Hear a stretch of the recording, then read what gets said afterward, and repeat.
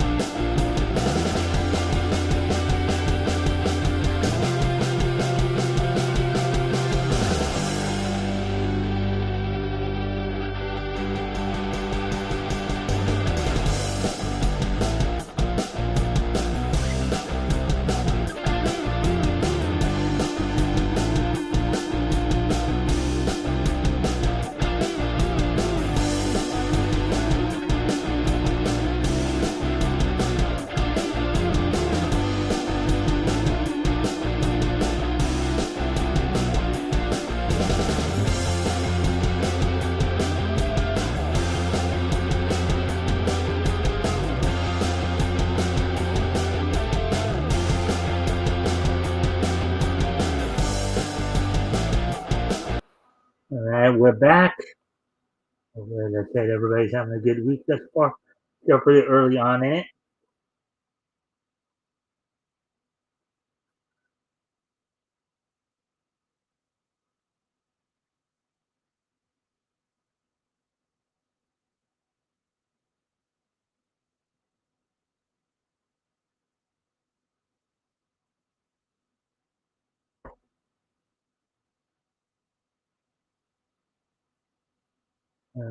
Hopefully everybody's having. And I said that 2 or 3 times already. So let's see where are we at on time here. Let's see now. Okay, so that's what I meant. Let's see. So, let's see, doopsie, whoopsie, loopsie.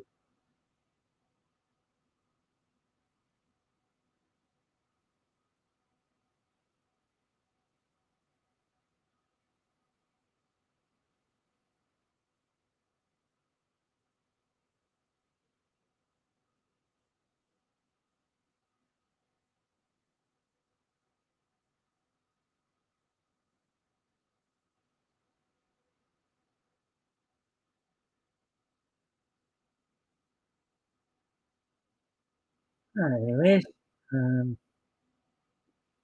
Hong Kong Phooey, #1 super guy.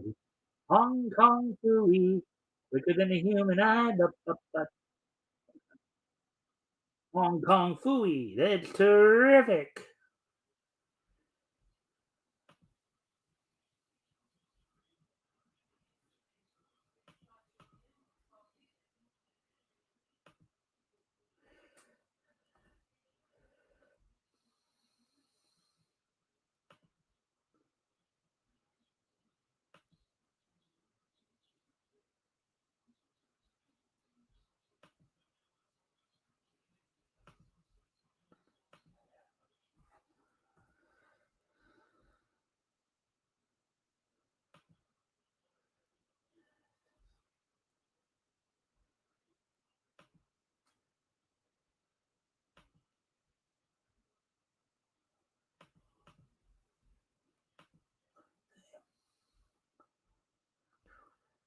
Conan the Adventurer. Oops, no, I didn't want that. Oops, not trying for that. What am I trying to do here? Oh, that's what I'm trying. Conan the Adventurer. Conan, man of bravery. He's more powerful than any man who spreads his presence across the land and sea. Conan, mightiest warrior ever. His quest to undo the hell of Livingstone cast upon his family, drive the evil serpent men back into another dimension, and defeat their cruel leader Rachamon. Conan, the adventurer. Conan, man of bravery. He's more powerful than any man who spread his legend across land and sea. Feel the power, Conan.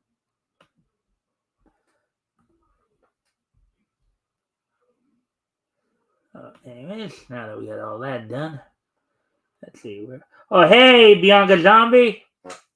Not much. Glad you're here. So now we do have somebody in here now. So other than myself, of course. All right. So here's what's on tap for tonight. We've got 4 articles to go over.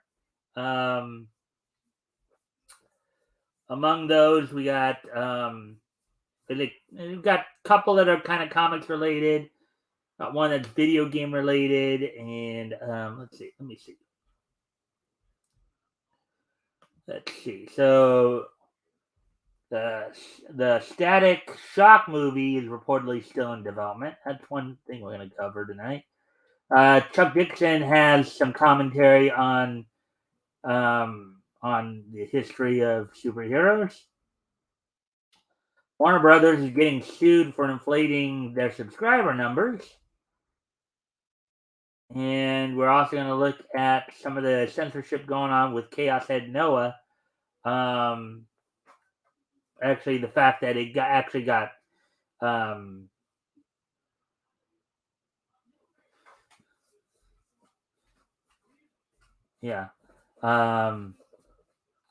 basically the release of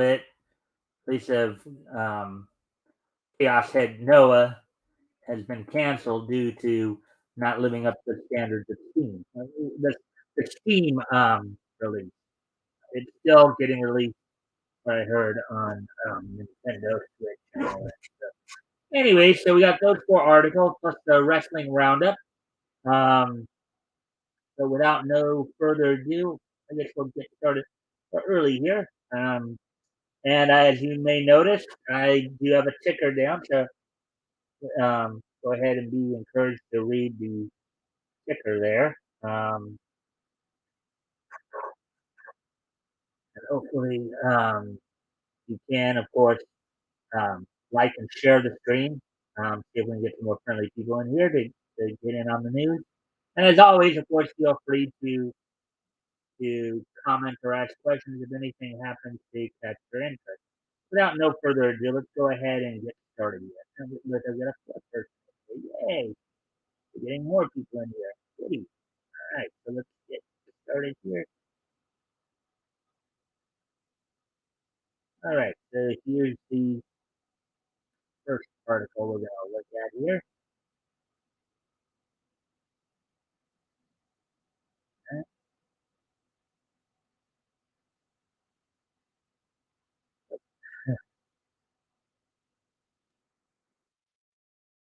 All right, Static Shock movie reportedly still in development. Comic artist Nicholas Draper Ivy tells fans to "quote unquote" be patient and "quote unquote" stop speculating. Article by J.D. Augustine, published October 1st, which of course was this past Saturday.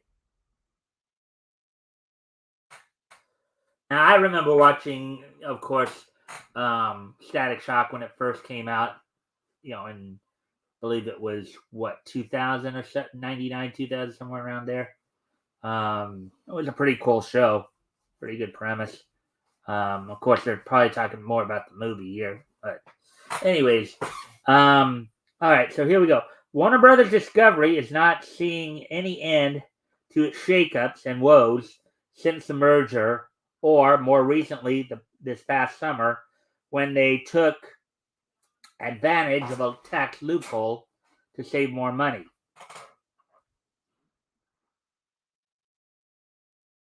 Let's see, part of the deal led them to scrap a host of film projects in mid production, and they hit DC's slate particularly hard. Batgirl was the most notorious victim, but just one of many. A Wonder Twins movie was called off as well.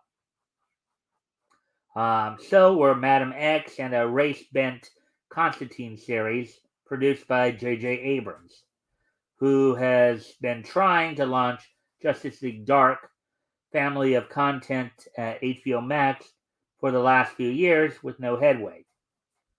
Abrams is bringing us a new Constantine film, but it's a sequel to the 2005 Streetwise horror fantasy, and he will have the help of, of the returning Keanu Reeves, Akiva Goldsman, and director Francis Lawrence.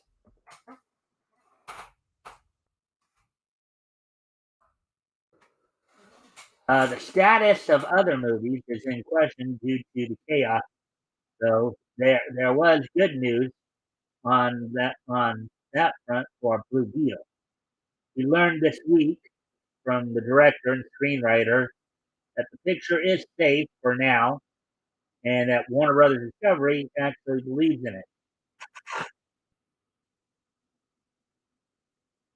We haven't heard much about another project in the same vein, that being Static Shock, the first of possibly several adaptations for the resurrected Milestone brand. Um, at least it looked that way before all this. Now that the playing field has shifted, Static could be forgotten or canceled along with the proposed revival of in visual media of its line. Either way, it's dead in the water. Milestone returns. Static season 1, number 1. And they kind of updated his look, giving him a few, bit more to his costume.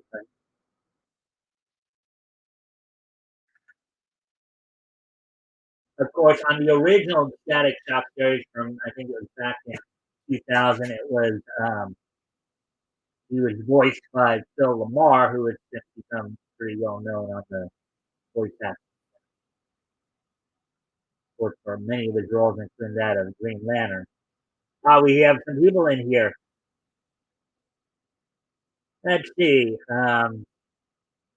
what we have here. What's your favorite Jingo Squid Game? Don't even know what that is. Um, Least removed from Crunchyroll? Not that I know of.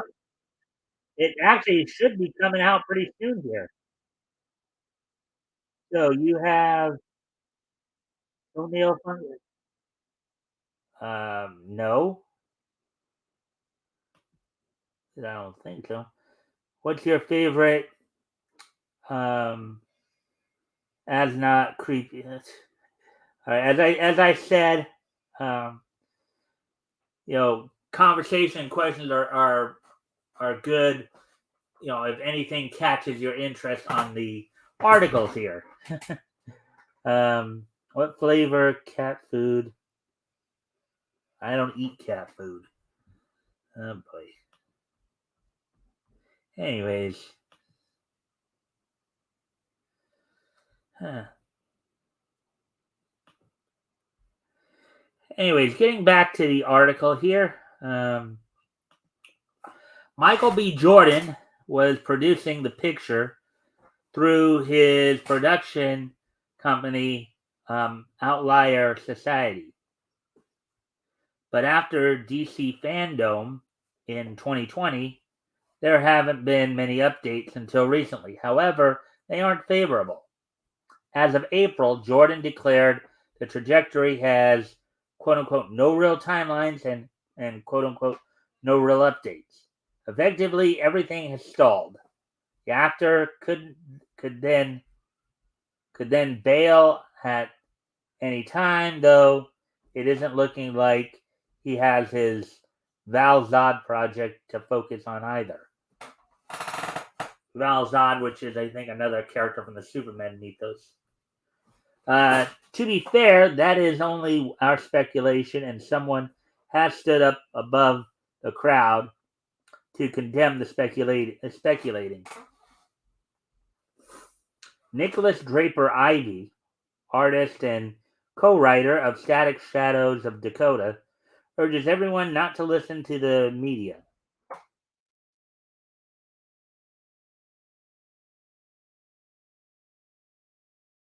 Let's see. Quote, stop speculating about the Static movie, unquote, he tweeted. Quote, don't worry about those articles and be patient. I will not elaborate on this any further. Unquote. He followed up with a quote unquote plain and simple clip of Nick Offerman to remind us he knows more than we do.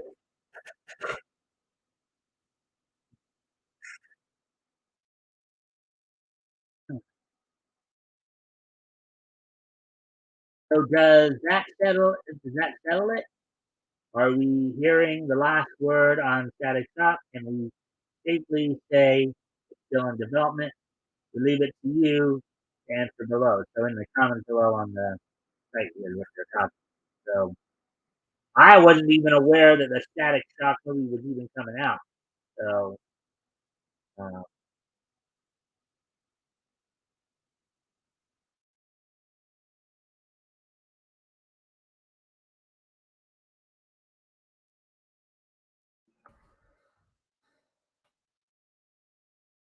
all right. So anyways, getting ready to move on to the next article here.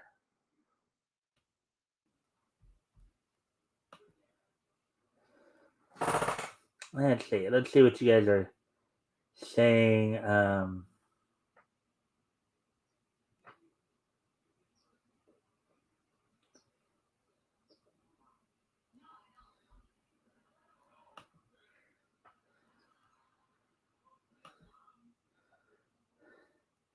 Scroll back up. Toenail fungus was in article. Irrelevant question. No, I don't think it was in the article because there might have been an ad for it, but cat food and toes. Eh, yum. Oh boy, we're going crazy with some of this sidetracking. Anyways, yeah. So, anyways, let's go ahead and continue on to the next article here. Um, let's see. That one kind of went quick.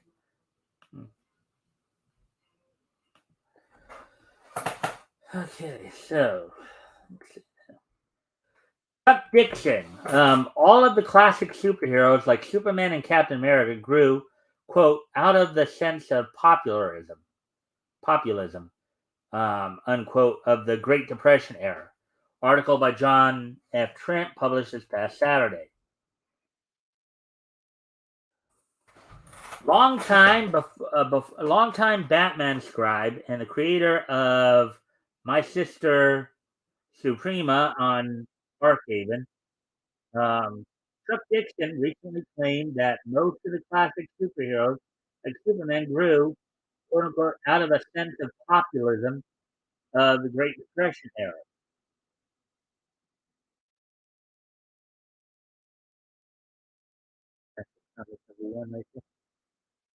Dixon made the assertion during his Ask Chuck Dixon number 115 video, where Kenneth um, asked a question regarding the assertion that Greek culture and comics have always been left wing, and that the heroes have always been left wing, while the right wings have always been villains. Uh, I mean, on my take on that, just from what I've been reading, I guess you could kind of make that argument to a certain extent, but I'm guessing that Chuck Dixon is going to have a pretty good response to this. You know, I mean, you have to remember too that when Superman and Batman were first making their appearance, it was, granted it was kind of towards the end of the Great Depression era. You know, it was like, of course, Superman, Superman came about in 1938, and then Batman came out in 1939. So this is coming out of the Great Depression era when, FDR was still president.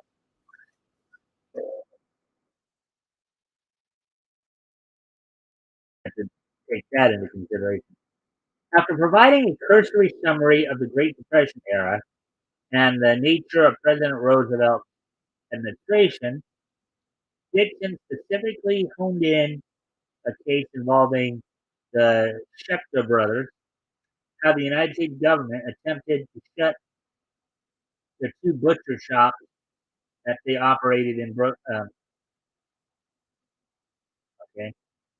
that they operated in Brooklyn, New York, down. Dixon detailed, quote, in quote, the Works Project Administration would not acknowledge that the Schechter brothers were exceeding the parameters of the regulations required of them, and they tried to shut them down. Um, well, the Schechters went to work, and it went public. And here, the United States got to see these hardworking brothers being forced out of business by the government, being bullied by the government. Unquote. He continued, quote, and the American public acted vociferously against this, and made their displeasure at this well known, and the WPA had to back down. And that's when FDR and his cabinet realized we may have gone too far here. Too bad people in our government aren't having that same realization yet, right? Too bad people today aren't seeing that realization yet.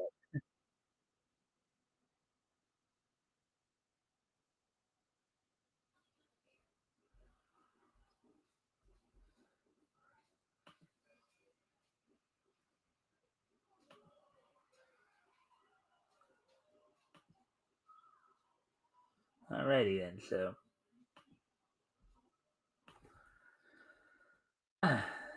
Oh, okay. Actually, he continued, quote, okay, we read that part. Read up to there, okay. And they shut down the WPA, the National Recovery Administration, and the Civilian Conversation Corps um, very rapidly. And that was the end of those government agencies. Yeah, some more scenes from Action Comics #1 here. I do kind of remember these from when we read it a few months back. Oh, and what is that? Where did the where did that politics come from? Were they coming from the right? Were they coming from the left? No, they were coming from a sense of morality, unquote, he asserted. Quote, they were coming from a sense of who we are as Americans, what we'll stand for, and what we won't stand for. And that is the root of it is populism. And it's populism, the belief in what the people want, basically. Comes down to being representing the people's you know desires. Quote, it didn't matter what side of the political spectrum you were on, and back then people didn't really think about that, unquote. He elaborated, quote, well, yeah, they didn't think about it because they didn't have internet back then. They didn't have, you didn't have like the government and the media colluding with each other to try to usurp America from the good everyday people. Uh, hey, Timothy. Hey, Timothy. Hello. Glad to see you.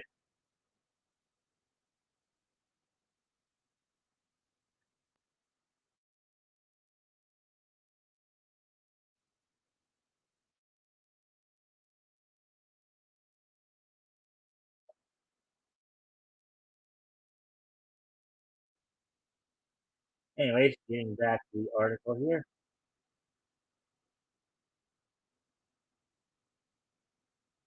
Let's see. Here. Didn't matter what side of the political spectrum you were on, and back then people didn't really think about that until he elaborated. But you were either a Democrat or a Republican. You didn't think about political spectrum, but it didn't matter what side of that spectrum. It didn't matter what party you voted for.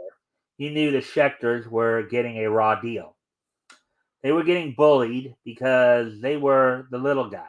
And FDR and his gang, though they were going to get away with it, but they didn't.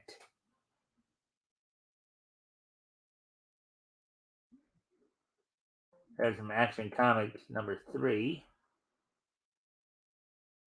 Moving to address how this relates to comics, Dixon says, quote, Superman and most of the superheroes, I would say all of the superheroes of this period, they grow out of that sense of populism.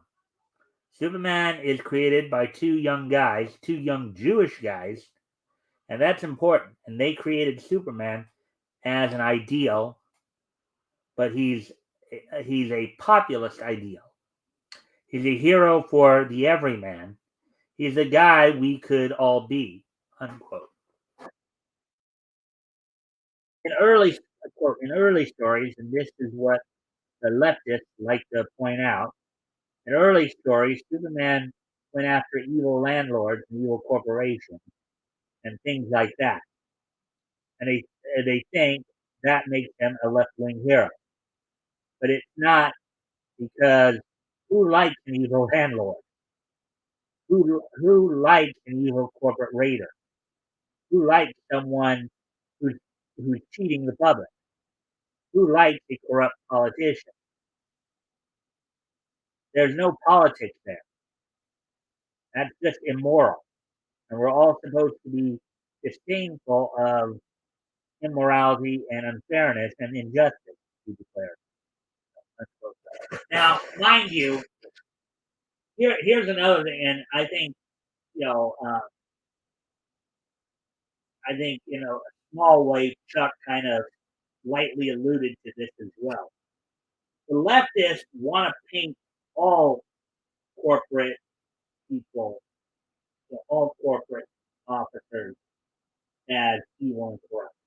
They want to portray all rich people as evil and corrupt. They even want to portray all people who are upper middle class as evil and corrupt. It's like, to leftists, those who are in the upper echelon of the socioeconomic spectrum, those who are probably like upper middle class to rich, are all demons, all devils, and those who are in the lower, those are are poverty stricken and in the lower socioeconomic class, all absolute angels, and both are not the case.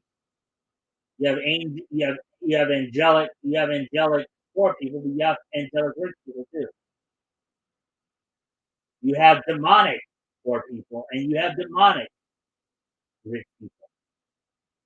Okay, good is good and evil is evil. And even though we're in a time, as Isaiah, prophesied, we're in a time right now where we have a society where we're calling evil good and good evil. Okay? And I think Chuck really kind of alluded to all this in his commentary here.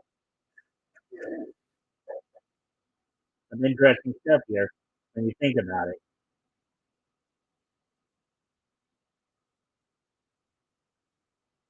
So, uh,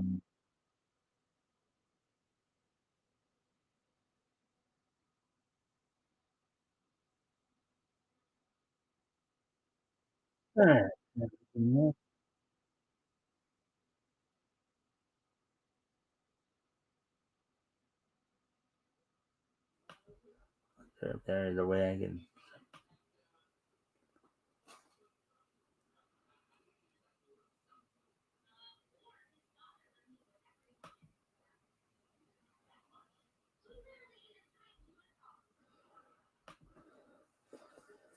Okay, so anyways,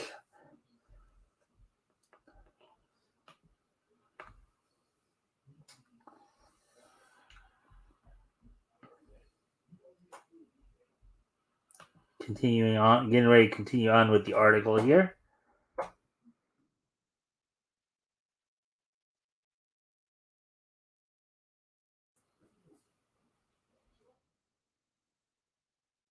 Yeah, for number three, that was the one involving the miners.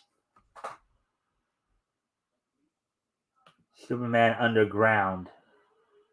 Um, Anyways, continuing with the article here. Dixon went on, quote, so when Superman is giving a hard time to a landlord who was evicting widows and orphans, that was something everybody could get behind. That wasn't a political thing. And as we see today, battling an evil businessman, well, a lot of your businessmen today are to the left, unquote.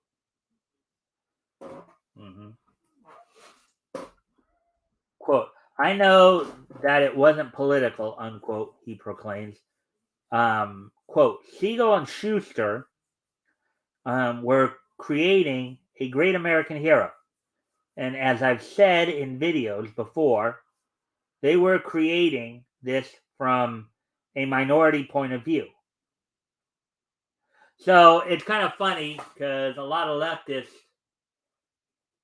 would claim to be a champions of minorities, and yet you have a character here who was created by minorities who they just want to change because it doesn't fit with their agenda, it doesn't fit with their narrative. So just goes to show you. Let's see. Let's see. Where are we at?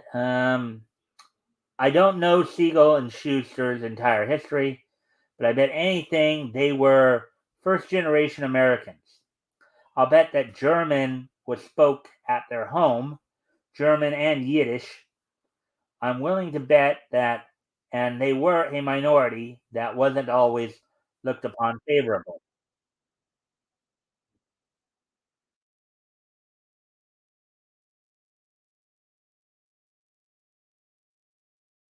Comics before.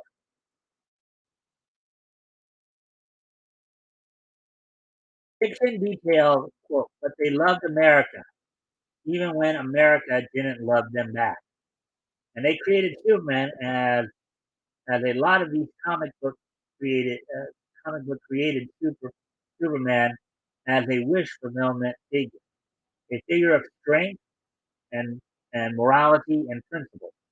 The guy who would come in and see that justice was done, and that's why truth, justice, and the American way.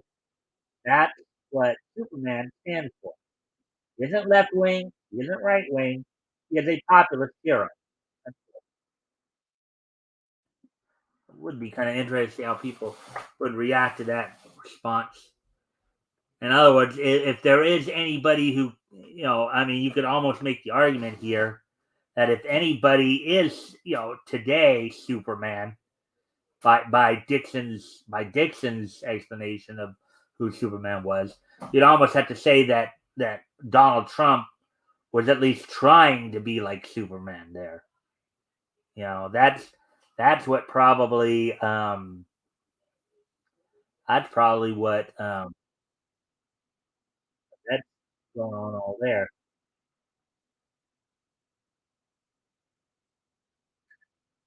And that's why no matter what part, end quote, and that's why no matter what part of the political spectrum you're coming from, you can relate to Superman. You can project yourself onto Superman.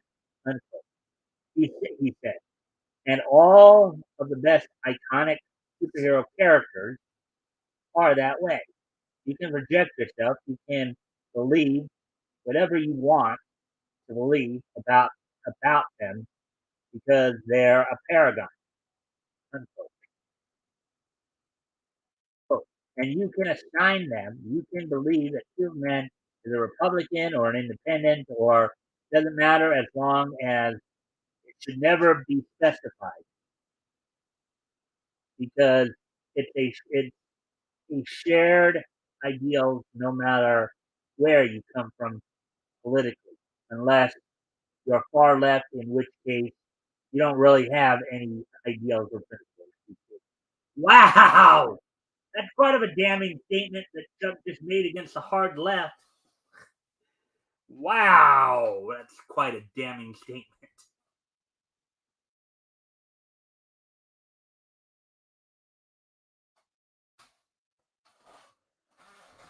Let's see.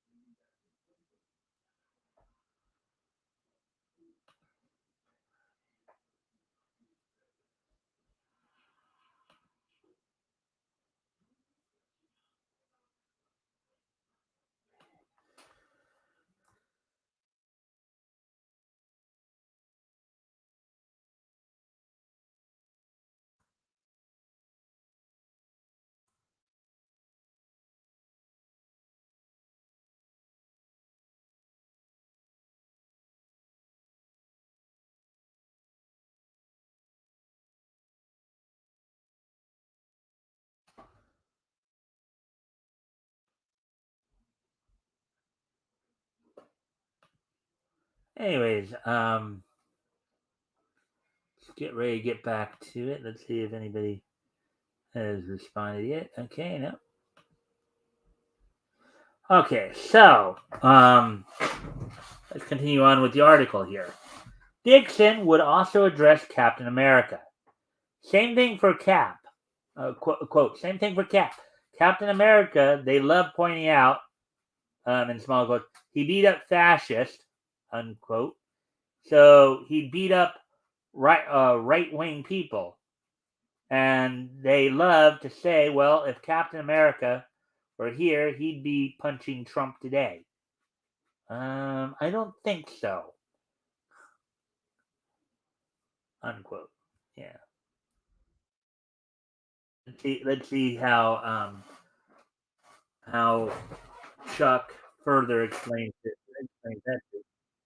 Quote, the problem is Hitler wasn't a right winger, unquote, Dixon asserts. Quote, in the 1920s, people in academia and people in politics and people in leadership positions in this country thought Mussolini had all the answers. He was turning Italy around in the 20s. The trains were running on time, as the cliche goes, and they thought he was the coolest thing ever. And a lot of academics traveled over there. They traveled over to see what Mussolini was up to. They traveled over there to see what Stalin was up to. And they thought it was all cool. It was PCT.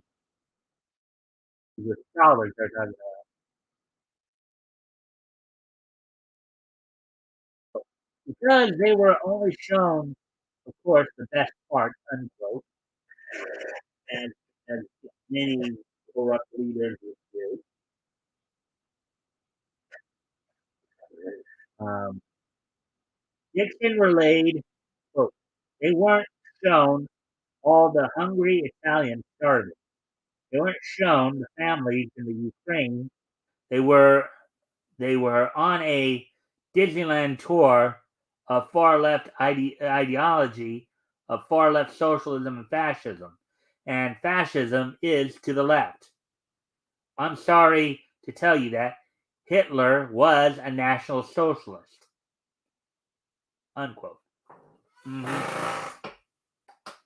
Yeah, that's how the term that we all have to kind of whisper, you know, that's what that term means.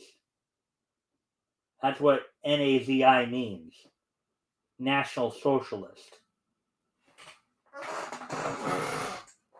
Quote, right wing is individualism.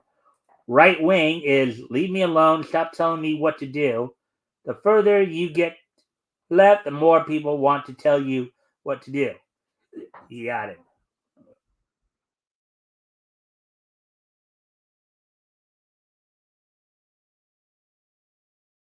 Yeah, which again is not what Trump. You know, it's kind of funny because a lot of people on the left would project, you know, Hitler onto Trump, and Trump was doing everything to put everything back in the hands of the people, back in the hands of the state, to take more of the federal government out of the equation.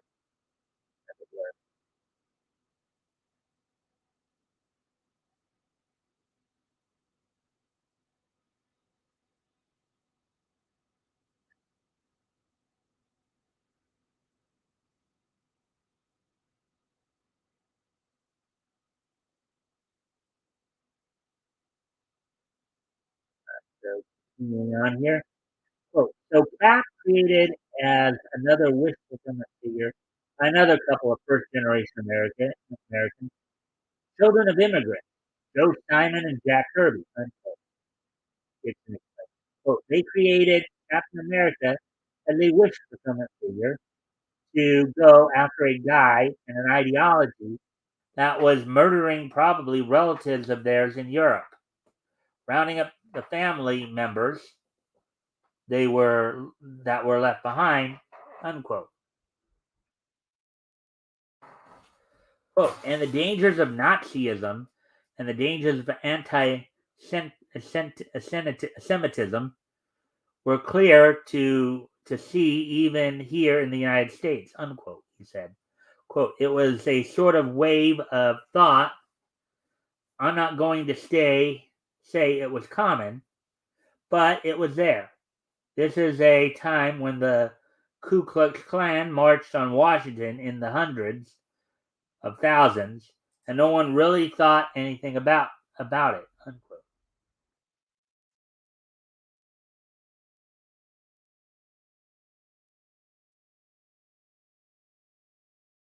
Quote, so Simon and Kirby create this character that embodies America's distaste for the far left as represented in this picture by Adolf Hitler, unquote. He proclaims. I wonder, talking about this right here.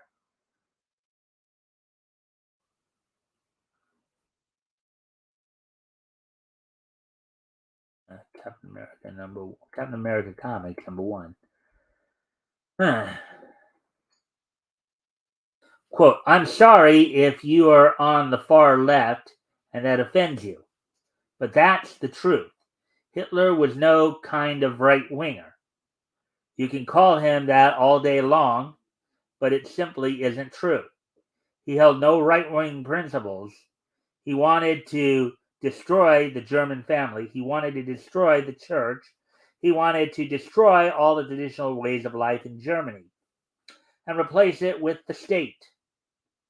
And that in no way, shape, or form is a right wing ideal. It's a left wing ideal. It's the ideal of people like Joe Biden. It's the ideal of people like Nancy Pelosi. It's the ideal of people like Chuck Schumer. It's the ideal of people like Alexandria Ocasio-Cortez. Okay? It's the ideal of people like Bernie Sanders. Okay, these are the people who are more akin to Adolf Hitler. All right, so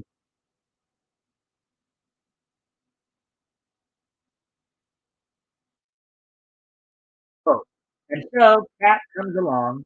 He represents all of us, and he represents that we are going to be in this fight. Unquote. Dixon explained that Americans are going to have to sacrifice everything, um, everything else. Um, so he's this wish fulfillment ideal that if if we could just have a guy go over there, start punching the hell out of the street and get this settled, and there's nothing political about that. Mhm.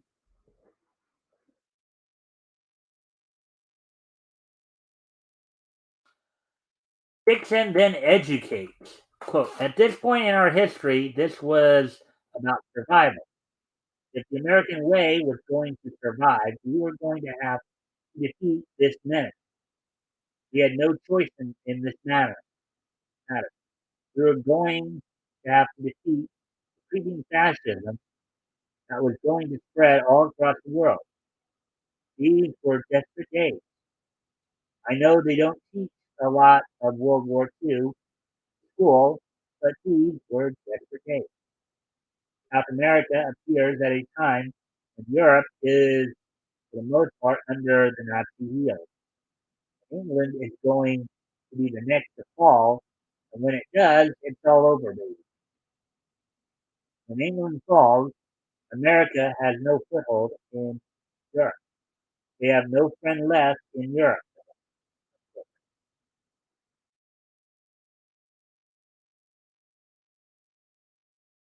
Quote.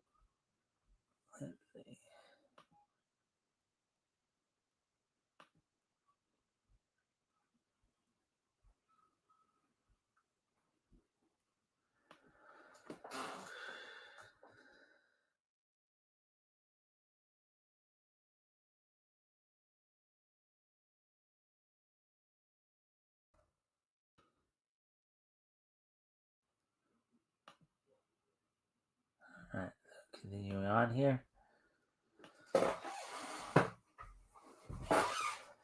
Quote, so these were desperate times for America and the world, unquote, he reiterates. Quote, and Cap embodies the hope for a future and also the rah-rah spirit. I mean, it's propaganda, but propaganda can be good. The rah-rah spirit that we're Americans, baby. We're tough. We're going to make it through this, okay? And Cap was part of that, unquote.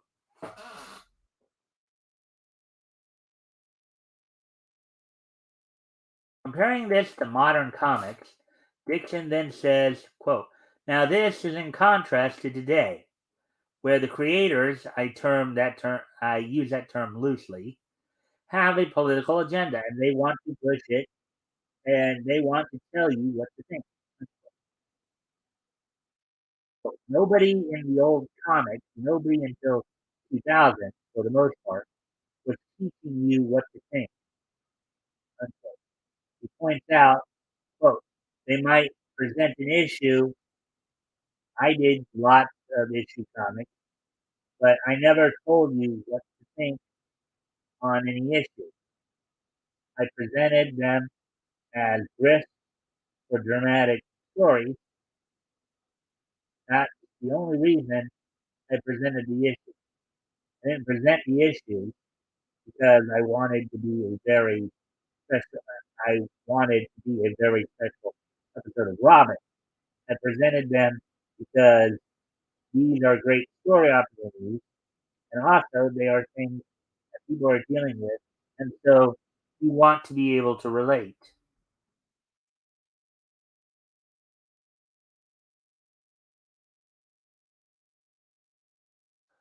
So even though these are these fantastical costumed and masked characters.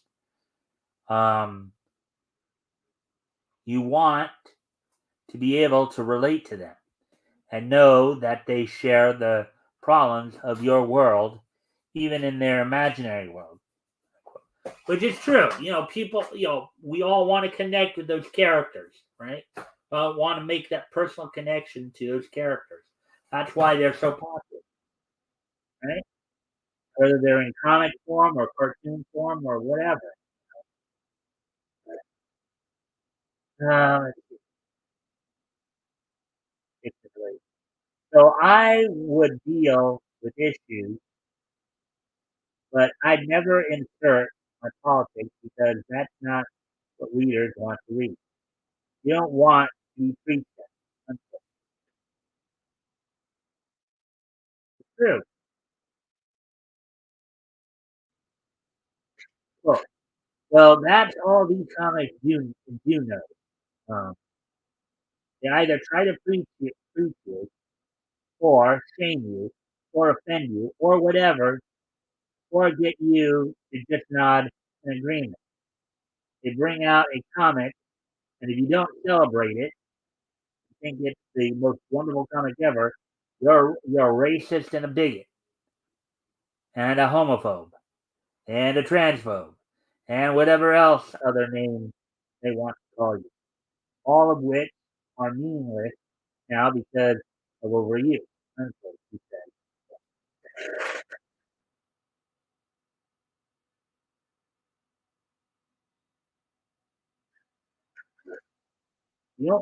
Quote, the only virtue their book has is as a litmus test for where you stand on the spectrum, and it makes for some really really crappy comics as we have all been witness to.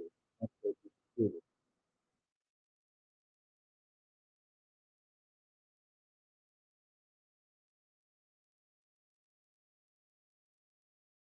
What do you make of Gibson's rebuttal to the claim that superheroes in comics always been left wing? Um, I actually think he makes a good point. Uh, yes, on initial reading, you might think that yeah, maybe they would side more with the left wing, but he makes a good point there, in that it was never about left wing or right wing. It was about what was ultimately what was right.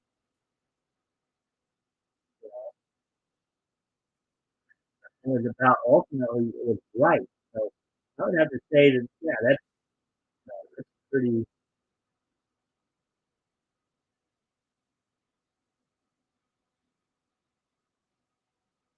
Huh,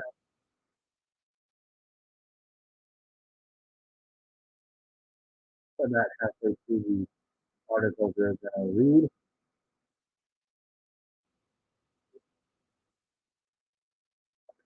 I'm going to have to actually step away for a moment.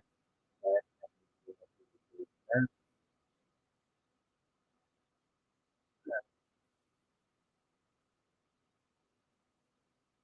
we'll be right back.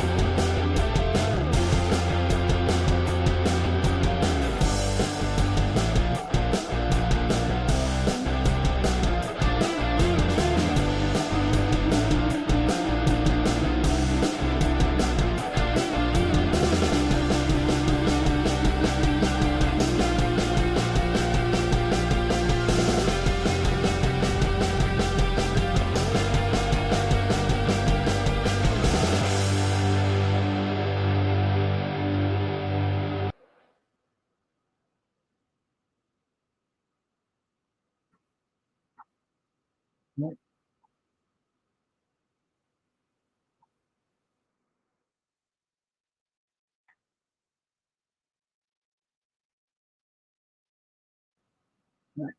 yeah,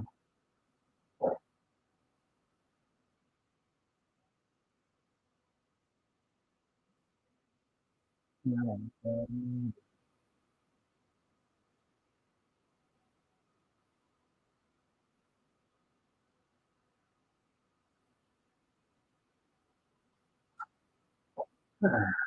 All right. So here's the next article we're going to look at here. Warner Brothers Discovery being sued for inflating HBO Max subscriber numbers by 10 million users. And this is one that's been kind of going on for a while. The news story that's been out there kind of a while. Um, so, um, so here we go. J.D. Augustine. Um, the article was published by J.D. Augustine, published October 3rd, which was yesterday. So let's go ahead take a look at this then. Actually saw this before it came up yesterday as I was going through the what I was going to cover. So, Warner Brothers Discovery is in hot water again. And this time they are being taken to court over it. The company is being sued for misrepresenting actual subscriber total for their streaming services, but HBO Max is the main bone of contention.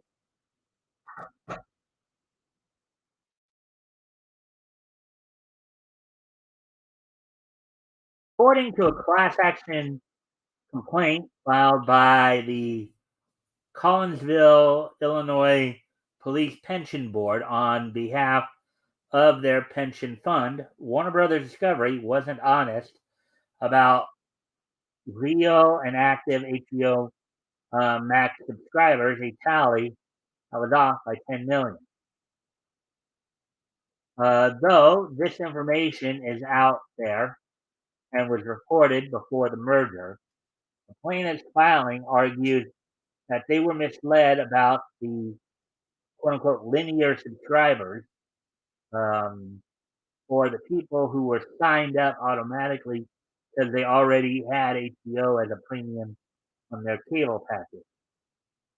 Discovery Plus is named as well for a similar tactic employed in 2021.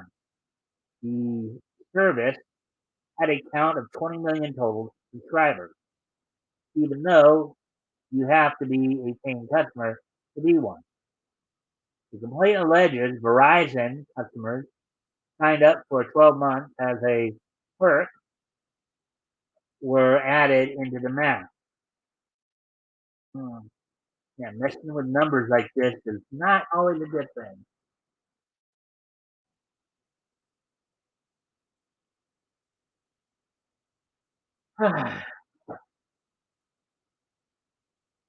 HBO Max had approximately 59.4 million global subscribers as of September 30th, 2021. But that included, quote, receiving access through bundled services with affiliates and, quote, wholesale subscribers that may not have signed in, unquote. That was under AT&T's Warner Media regime, which means Discovery and CEO David Zaslav, who is named as a defendant, inherited this mess. But the court filing contends he knew this information well before the merger was finalized this year. Quote, this adverse information was known or knowledgeable to Discovery and individual defendants, Zaslav and CFO, Chief Financial Officer Gunnar Wiedenfeld, um, prior to March 11th, 2022 shareholder vote. And as they would have, or at a minimum should have, been part of due diligence for the merger, unquote, the document says.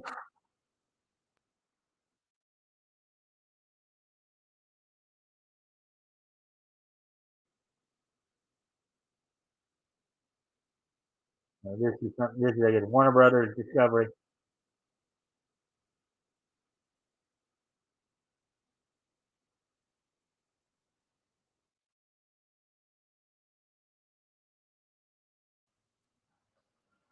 There you go, right there.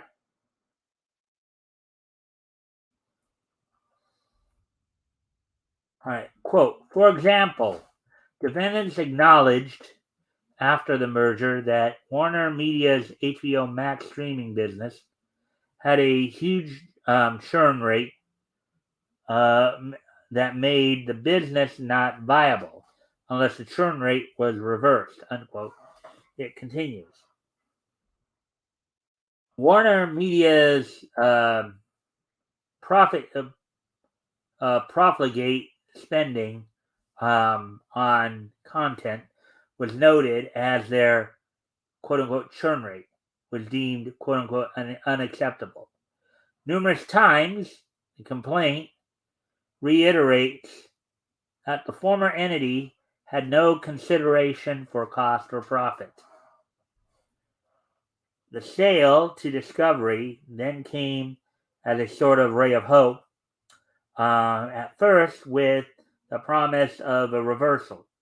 On a conference call in February, Zaslav confidently talked up, quote, free cash flow, unquote, projections of $14 billion and $8 billion by 2023, and a quote unquote solid footing as a competitor in the streaming market against Netflix and Amazon.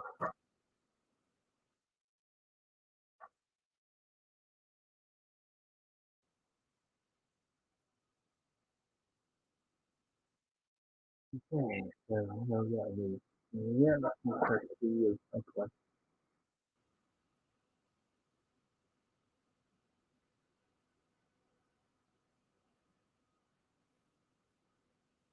Quote, we're going to be generating $8 billion or more in free cash flow, so we have plenty of money to spend.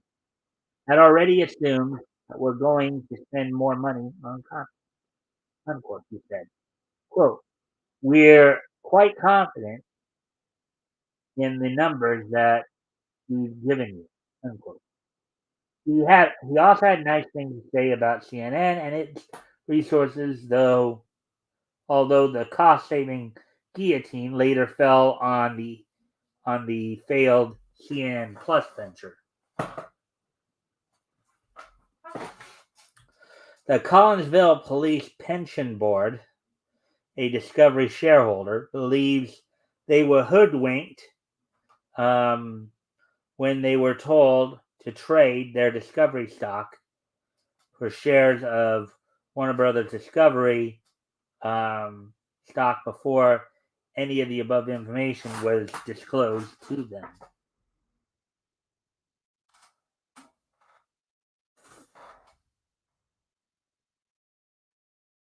As it came to light, Warner Brothers Discovery was cutting costs, canceling movies, and removing programs from their streaming library over the last few months, while their stock price tumbled to around $11 a share and from about $24 after April 11th.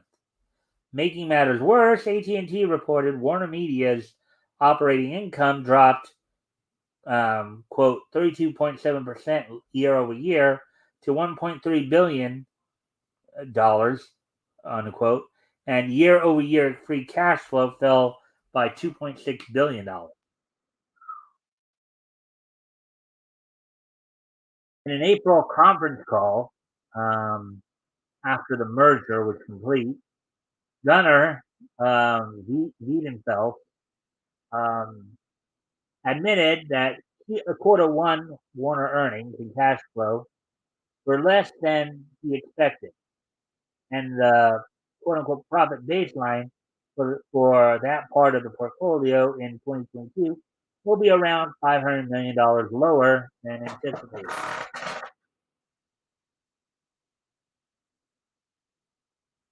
Hmm.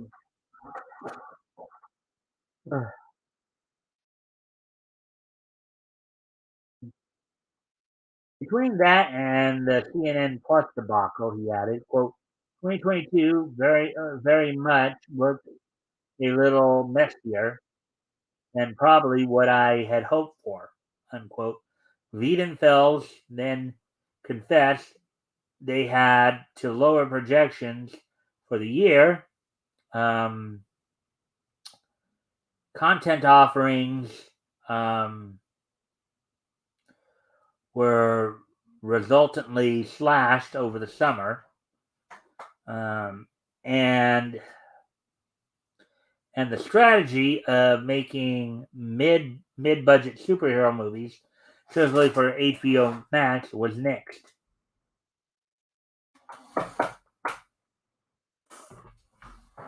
When Zaslav made disparaging remarks about Warner Media's quote spend business model in August, the plaintiff's lawyer wondered, quote, why, if he had such a dim view of Warner Media's business model, he had not disclosed those true facts, unquote, at any point between buying their assets and the February conference call.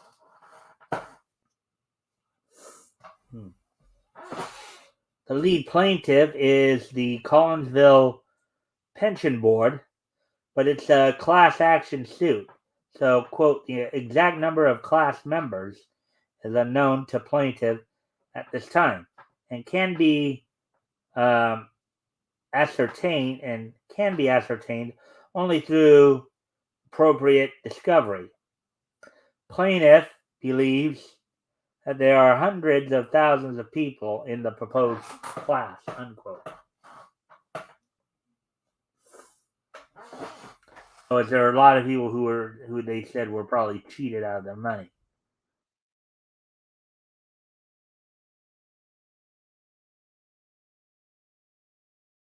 Undetermined as their number is, the plaintiffs are seeking a trial by jury and compensation for damages incurred by inflated subscription numbers, overvalued stock prices, and, quote, untruthfulness of the statements and omissions, unquote, to the fullest extent of the law. All right, so there's 3 of the 4. Read my mind, hoping to find you all the time. What can I do? Give it to you. Right, so this is going to be our last article of the evening.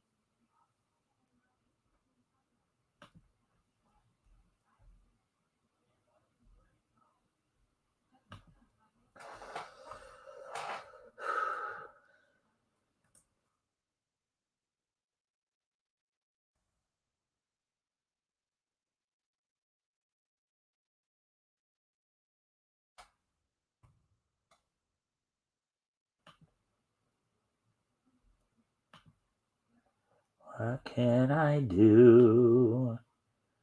Give in to you.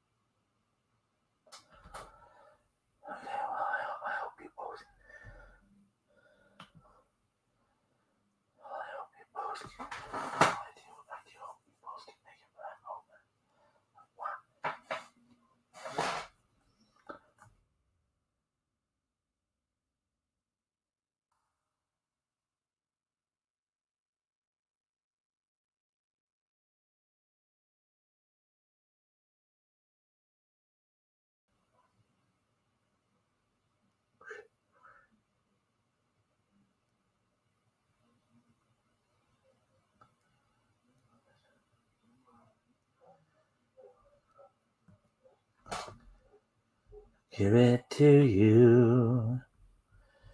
You read my mind. Hoping to find you. Even time. What can I do? Give it to you.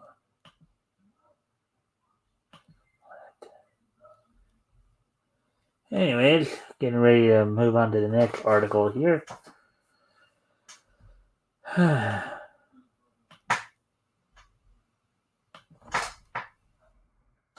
Alright, so this is actually more video games censorship, but that's how I get a tangent connection to anime. So, and I do know that Vera Dark was one of the ones who was covering this article. So here we go. Spike Chunsoft cancels in small quote Chaos Head Noah on small quote team release believes the platform's guidelines would not allow the game to live up to its standards. Article by Ryan Pearson, published yesterday. Spike Chunsoft confirms Chaos Head Noah won't release on Steam, claiming the platform's guidelines would compromise the game's standards.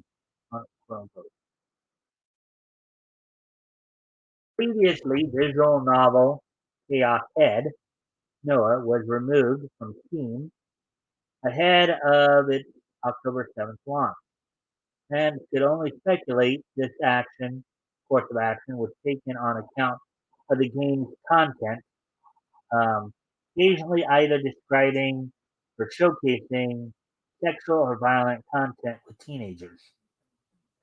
Even in the case of the latter, gore was rarely shown in detail, with prior releases.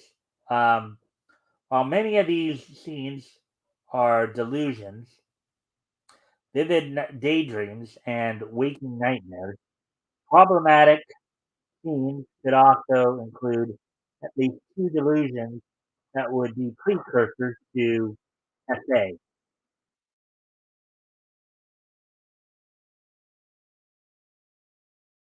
The publisher Spike Chunsoft has since issued a statement confirming Steam had requested some form of censorship.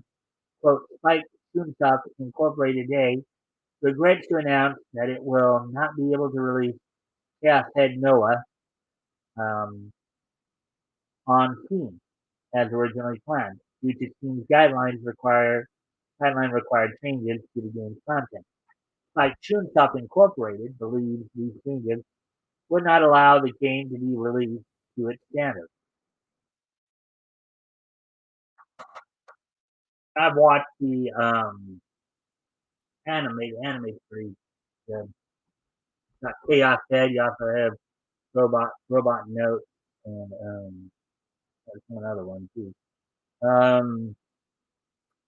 Quote, the company extends its sincerest apologies to all of the fans looking forward to this release. The company is looking into delivering the title to alternative storefronts, and when details are decided, we'll make another formal announcement. Until then, your patience and understanding is appreciated. Unquote. Statement further declared, like Chunsoft closed, stating the Nintendo Switch release on October 7th would be unaffected. So, yeah, and I know Jared talked about too that Nintendo Switch will still release the ENS is not.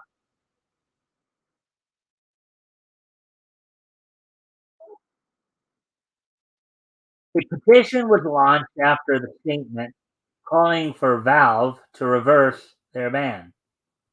They cite how, quote, all other translated titles in the series have made it to Steam without issue, unquote.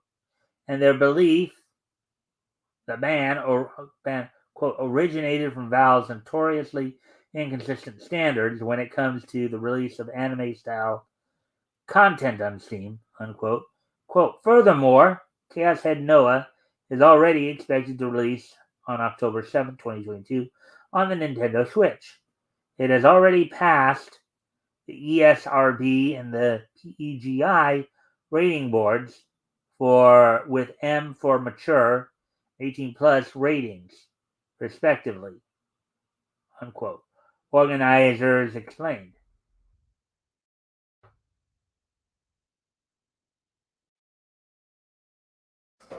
Quote, this means that the game will be sold at official retailers, including GameStop, Target, and Walmart.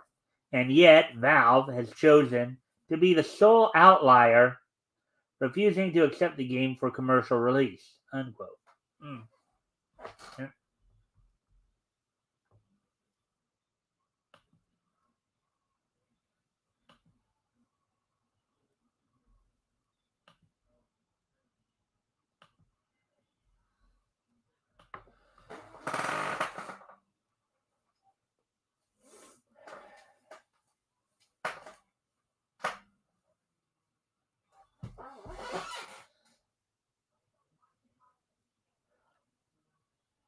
As of this time of writing, the petition has over 3,000 signatures out of its 5,000 goal.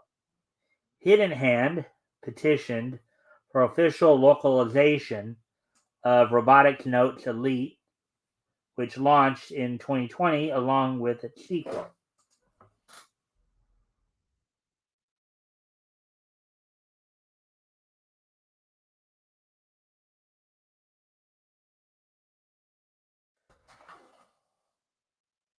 Publisher EIR team also spoke out after the news broke. President Alex Roman Nunez of Erexe stated via the Project Heartbeat Twitter, quote, we at Air Team are very disappointed to see our colleagues at Chunsoft have become yet another victim to Valve's wildly inconsistent moderation rules for their science adventure game, Chaos Head Noah. We consider this to be the main problem facing Steam as a platform and would like to show our support for the Save Chaos Head and Save Sky ADV hashtag.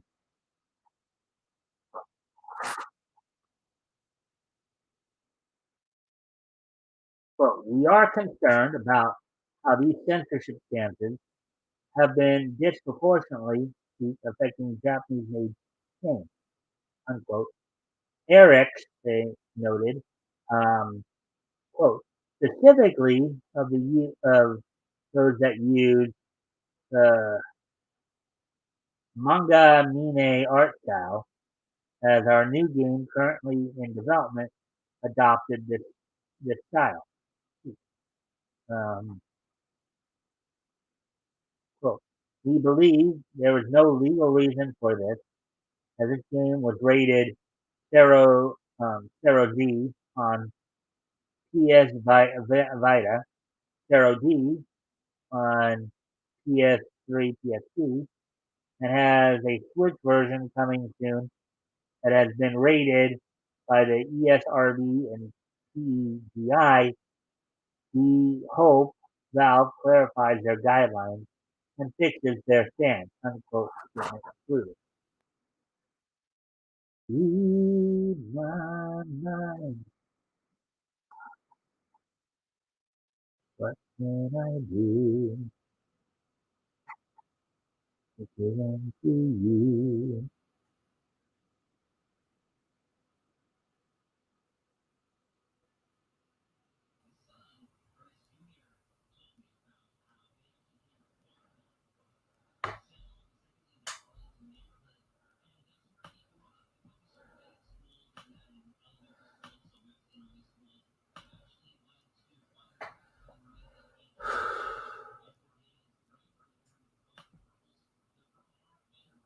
All right.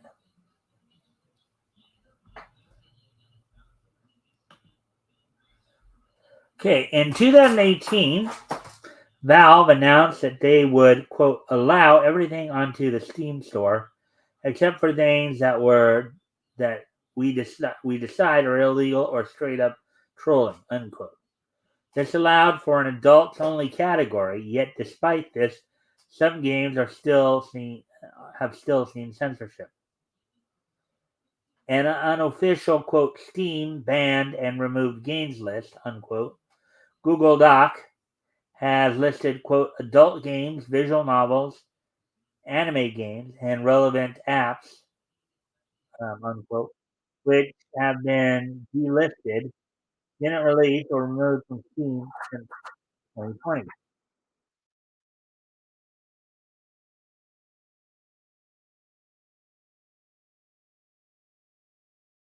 As of late June, it featured almost 1,600 entries, ignoring games with stolen assets, and like 129 products were delisted, 632 were unreleased, 28 returned censored, 20 of those with external patches, and 820 removed after launch. Two of those were already censored. Since then, the list has grown to over 1,680 entries in total. There has also been more than a few um, cases of contradictions.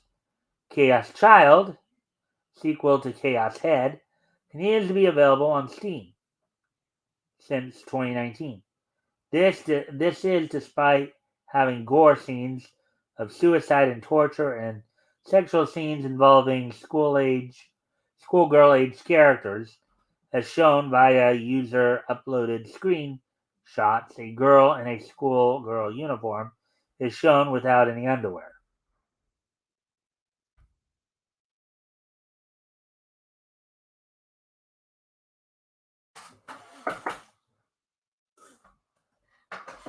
Yet, after dark hentai games, um, Taimanin Asagi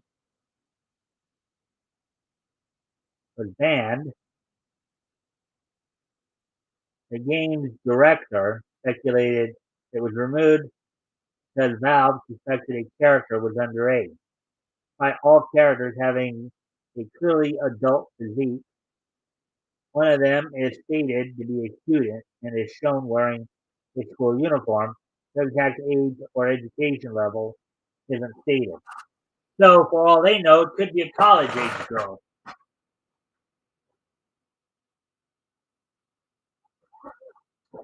Um, Evan Nickel 2 was rejected from Stream due to its explicit adult content, yet the original game remains.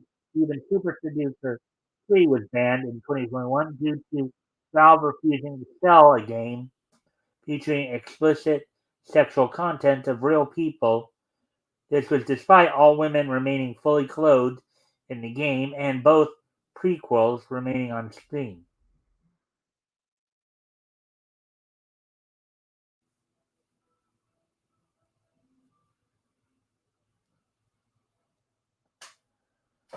All right. So, anyways, there we go with that one.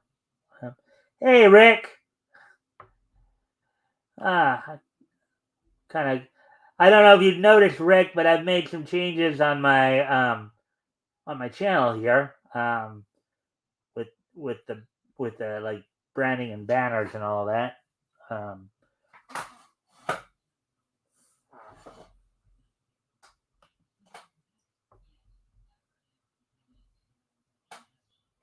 thank you for the like and the share, of course.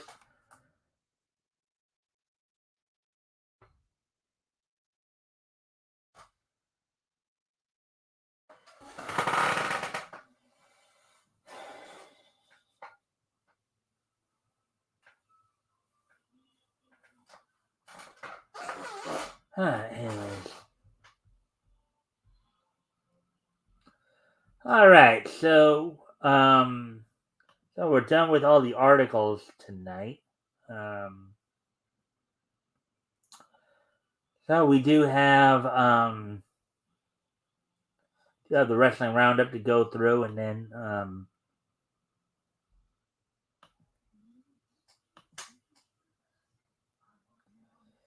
actually, in fact, excuse me a moment because I do need to step away from the computer for a moment. I'll be right back. I'm gonna leave on some music. I'm gonna put on some music for you guys. I'm gone. I'll be right back.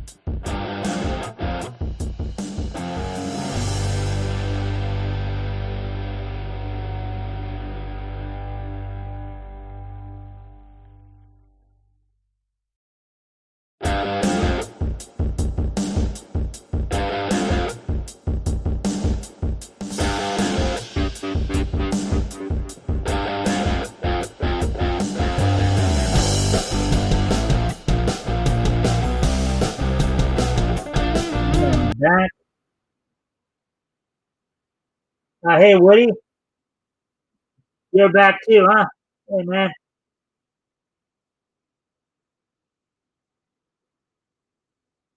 Remember you in my mind. What can I do to you? Anyway, all right. So we do have some wrestling news to go over kind of so quickly here. Of course, just some WWE and AEW. I mentioned last night, of course, WWE has Extreme Rules happening this Saturday. And Raw last night was used to set for that one up. Had the contract signing for the ladder match between Bianca Belair and Bayley as Bianca Belair prepares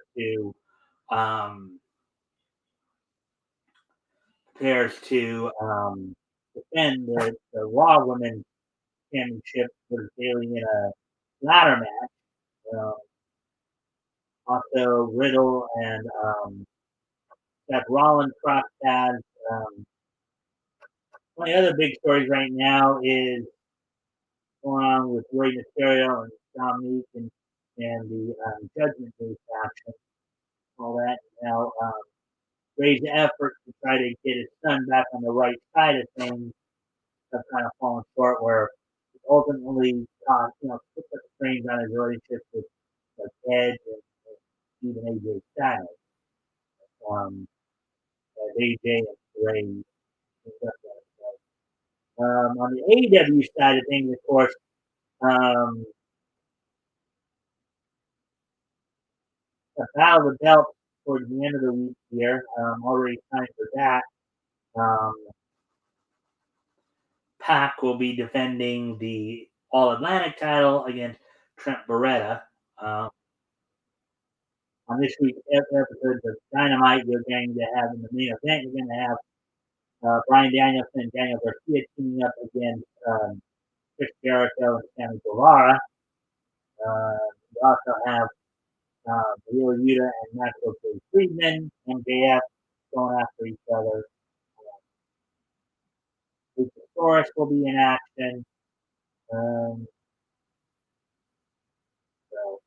among other news in AEW, another AEW wrestler is unhappy with their booking, and they have been taking it to social media as Andrade El Idolo of the La Facción Incontrovertible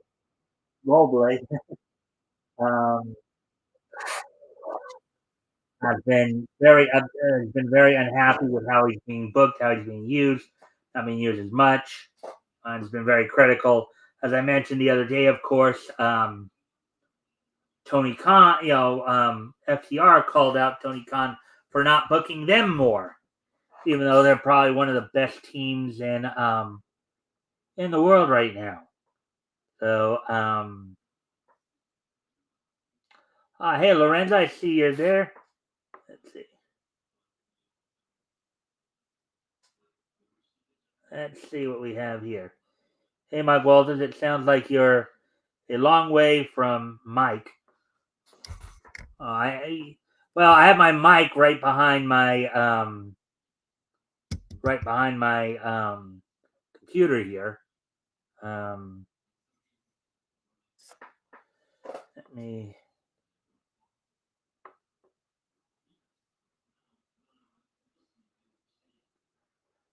All right.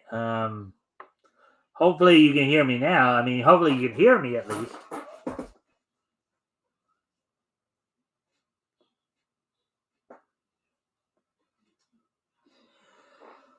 Well, I'm using the same mic I've been using for the last few months that I got when back. I'm using it,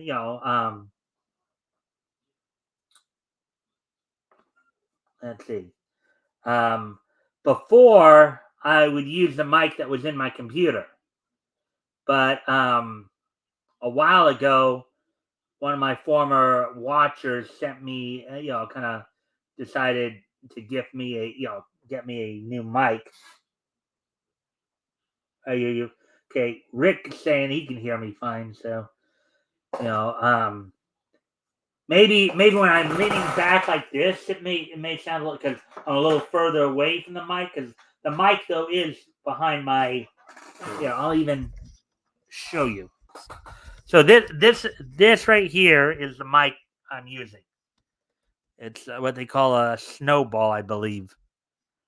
I don't know now that I got it like close to my face like this if I'm like pretty loud now, but this is basically the mic I'm using right now. So hopefully you guys are hearing me now. But anyways, um,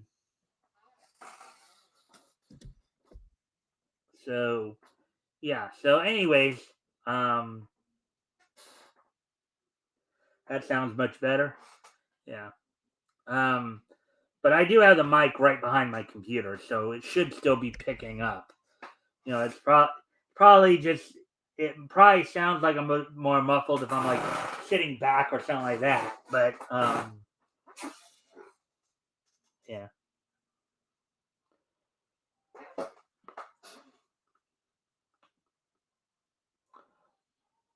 You're just as fine when you are leaning back too. Okay.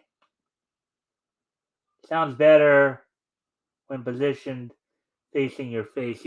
Yeah, well, it is facing my face, so it's facing me. I obviously have the speaker facing me, so it's like basically just right behind my computer here. And from what I've been told in the past, it does normally pick up. So I should sound fine now, I hope. Anyways, so yeah, so let's see. I think I covered all the wrestling news. So I guess right now would be a good time to start winding things down. And now I know some of you are just getting in here, but I did have some pretty good articles earlier, including talking about Chuck Dixon talking about how the Golden Age superheroes were actually born more out of populism as opposed to what a lot of left wingers are saying about how they are. Let's see. Yeah, you sound great to me. Why is your mic behind your computer? Is it that is it that you don't not get it? Well, because of how I have my area here set up, Lorenzo. Okay, yeah, I'll show you what I'm talking. Okay? Now I don't know if you can see right.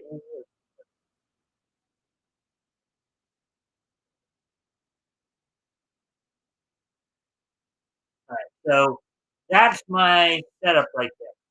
I got a pull-out table from a cabinet right there. Um, how much of that you can actually see, and it's kind of hard, but that's my setup right there. Okay, I got a pull-out table from a cabinet right there, so that's why the mic is on. Like I couldn't. There's no place I could put the mic that would make it any closer than where it is now. Okay, the computer more or less takes up the majority of this pull-out table that you see.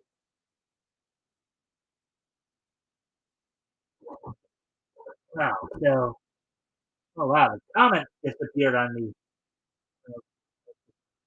All right, so let's see what we're saying here.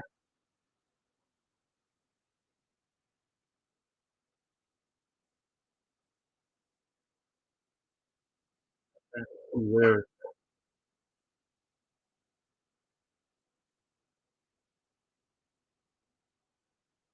let's see, yeah, you sound great to me. Let's see, why is your mic behind the computer? So you don't get over. I've knocked my over mics before. Looks like old setup I have had. Yeah, it's a matter. It's of course a matter of space management too. It's a matter of okay, knowing what amount of space you have and managing it to the best of your ability. You know, no wonder I can barely hear you. Well, Rick says he can hear me fine. Maybe something in your speakers. Maybe something in your speak. Maybe you need to maximize. I don't know if you have your speakers on max. On maximum. But maybe you might want to try that if you don't. I understand now. I think I understand why you have your setup. Yeah. I mean, I can still be heard because Brick's been on with me on not just on my channel but on RJ's channel too, where I have pretty much the same setup here. The mic is right behind my computer, so you should be able to pick up everything. And from what I understand, I'm heard pretty well on RJ's channel too when we're doing the open mic, open panel nights. So, you know, um, anyways, guys, I think I got through all the news items tonight, so I think it's time for us. Unless there's anything else you guys want to ask about, or we did have a kind of a nice, little interesting conversation about my mic and all that. But is there anything niche-wise, anything that I cover? I don't know if any of you caught any of the coverage earlier. As I said, I did cover Chuck Dixon's story. I covered the fact that the Static Shock movie it's kind of in limbo right now. I also talked about some censorship issues involving Steam over the Chaos Head being released.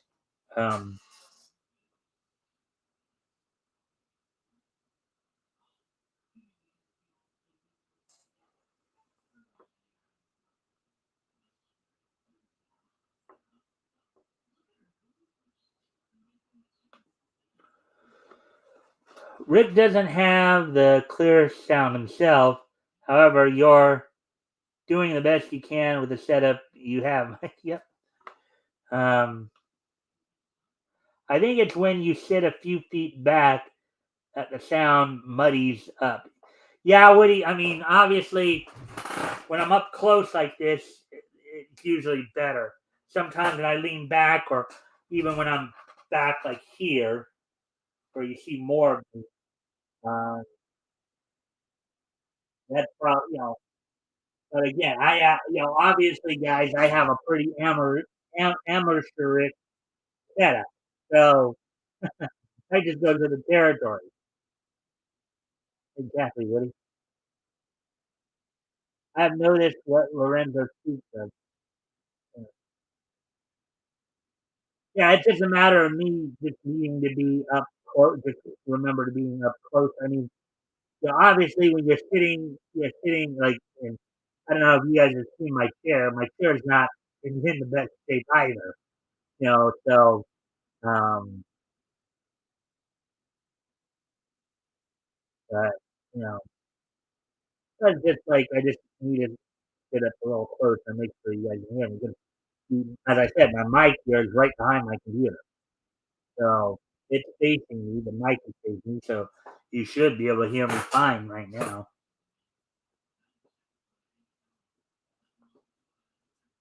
Yeah. So all right. So, anyways, was there anything like Woody? I know you were in here earlier when I was reading off some of the articles. So, was there anything any of you wanted to ask me about what I presented tonight?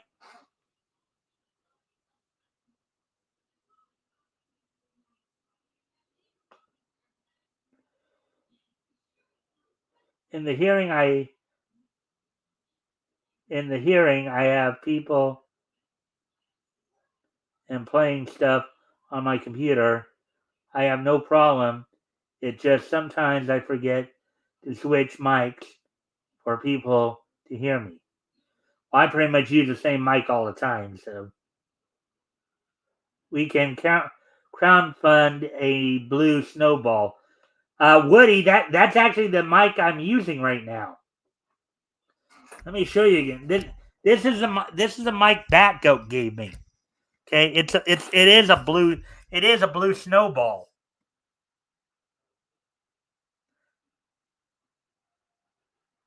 That's the mic right. That's the mic that I'm using right there. I don't know if you can hear me now because I actually have the microphone part of it away from me, but um, this is actually the microphone that Batgoat got me. So.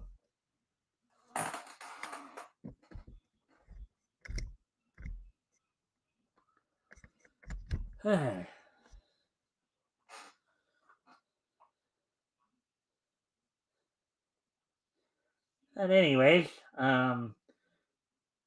with you guys, I guess I do have to take some notes on that and figure out better placement of the microphone as well.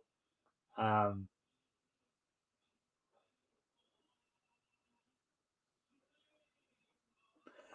yeah, I know. Well, it is black, Rick.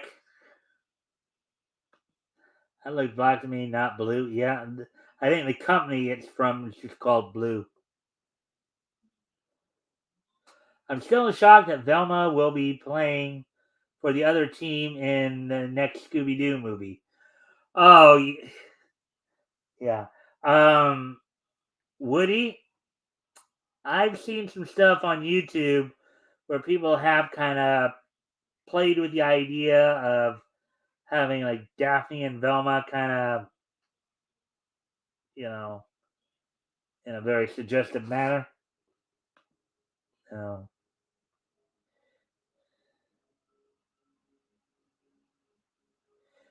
we get spoiled, but all these lawyers and their $3,000. Yeah, I mean, there are people who, again, there are people who have better setups than I do, Woody, on that. That just can't be helped.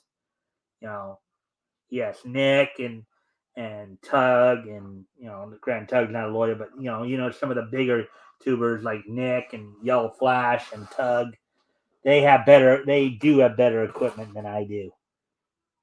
But it still doesn't stop me. I still enjoy what I do. I still enjoy getting the information out there and talking about needs, talking about anime and comics and cartoons and manga and pro wrestling and all that. I love getting into the history with you guys. I love seeing you guys converse about stuff. I love seeing, I love when as I'm reading and I see that you guys are responding to it, and giving your commentary as well. That's the thing I like most, just getting people to get involved and get connected.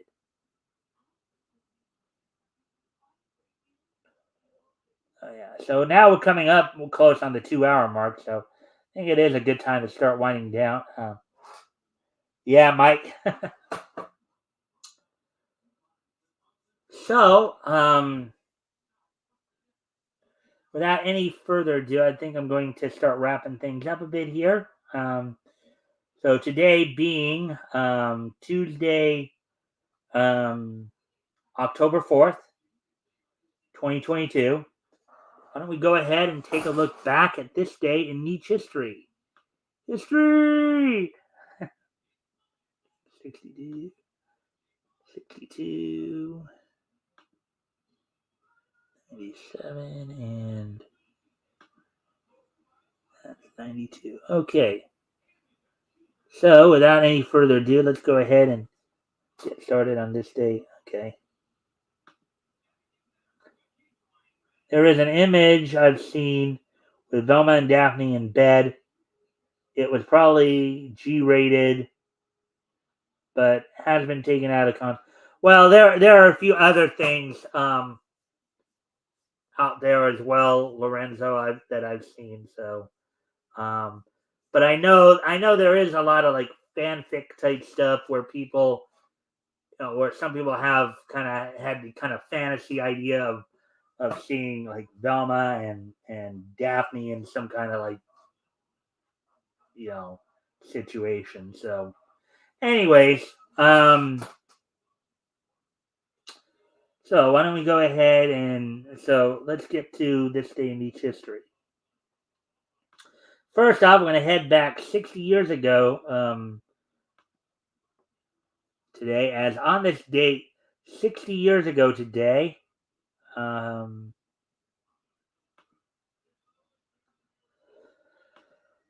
on this date, 60 years ago today,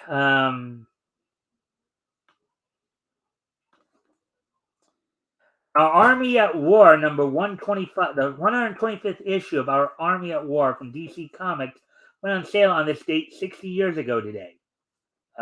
Edited by Robert Kanai. Of course, this book would feature Sergeant Rock in it. So on this date, and this is a war anthology, primarily. So on this date, 60 years ago today, the 125th issue of Our Army at War went on sale on this date from DC Comics, then known as National Periodical Publications. So there we go with that. And 1962 is just so nice that we're gonna hit it twice. As also on this date back in 1962, 60 years ago today, in the world of professional wrestling, Mad Dog Vachon would defeat Luther Lindsay in Portland for the Pacific Northwest heavyweight title. So Mad Dog Vachon would defeat Luther Lindsay in in Portland for the NWA Pacific Northwest title. Of course, the Pacific Northwest Territory, promoted by Don Owens, which is based out of like Portland, Oregon, but also would cover at this point in time they were covering, I believe, Washington, the state. At this time, Portland, Pacific Northwest, was covering the states of Washington, Oregon, and even Idaho to a lesser degree. So on this date, 60 years ago as well, Matt Elvis defeats Luther Lindsay for the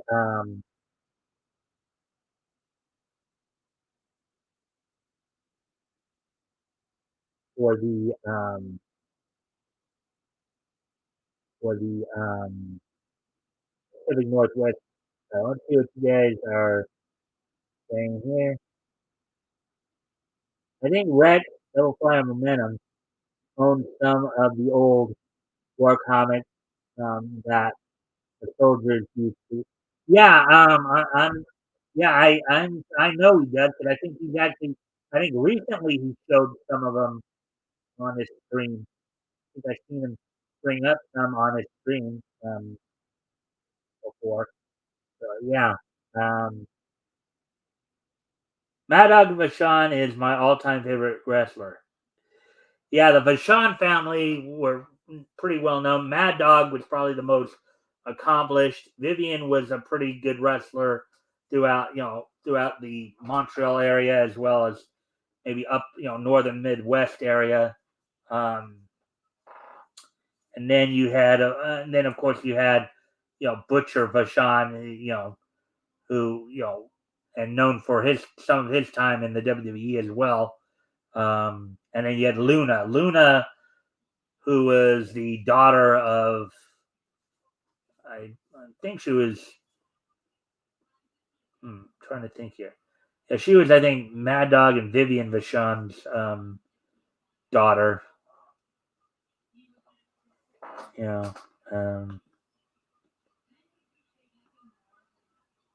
I got his brother Butcher's underwear. Oh, cool. It's cool, Woody. Anyways, moving on to the next piece of niche history here.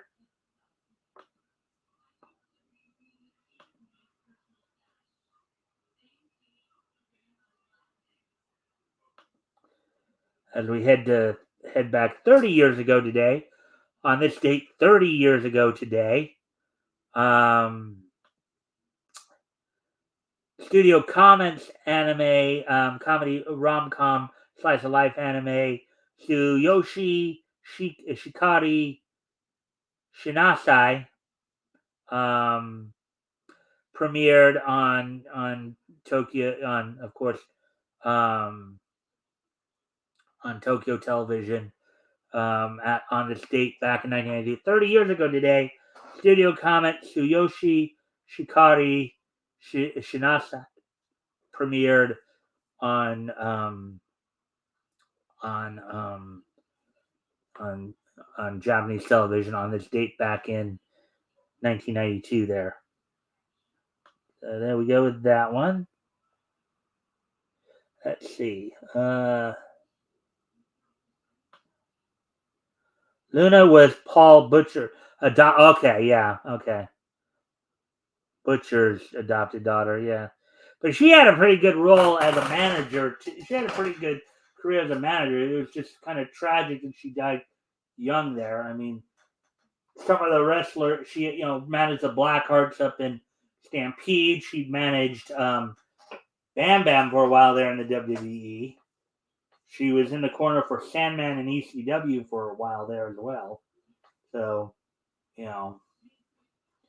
and she was even involved with Kevin Sullivan in Florida back in the late '80s there. So, or mid to late '80s. So let's see. So we just went through 1982, and last but not least on the This Day in Each History segment.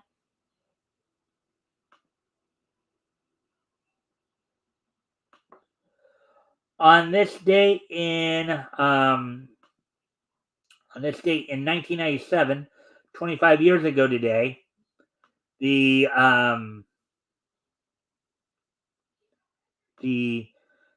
Batman animated series, Superman animated series crossover, World's Finest, premiered on this date back in 25 years ago today. The on its DVD release, it was called the Batman Superman movie World's Finest. This was a crossover episode that aired as part of on Superman the Animated Series. This was a crossover between Superman the Animated Series and the new Batman adventures. But on this date in 1997, 25 years ago today, World's Finest, the movie, Batman Superman movie, World's Finest premiered on, I believe, Kids WB. So it's still on Kids WB at the time. So, anyway, so there we go with that. And I thank everybody for being here tonight. I'm glad to see everybody eventually came out. Also, don't forget this Friday, of course, I'll have the Tomoloviches with me. And we'll be finishing up our coverage of May of 1939, looking over Comics on Parade, Volume 1, Number 15.